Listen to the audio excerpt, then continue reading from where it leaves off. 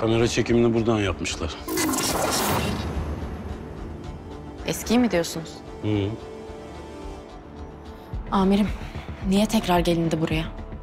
Aynı tuzağa diyorum. Göz göre göre. Aynı yer. Neyin kafası bu? Neden kaydetmişler, kim kaydetmiş? Neden biz şimdi seyrediyoruz? Bilsek güzel olurdu tabii. Niye geldiniz buraya Kaan? Macera öyle gelişti. Arkadaşım mavra yapmasana.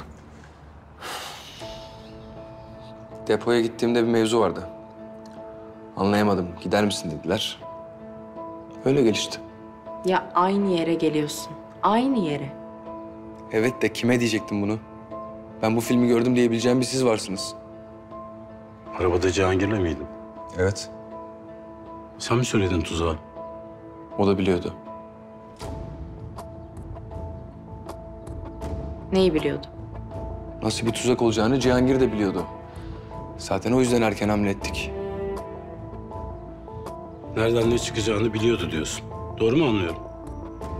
Videoyu seyretmiş gibi ha? O kadarını bilemem. Ama nasıl bir tuzak olacağını biliyordu. En az benim kadar iyi biliyordu.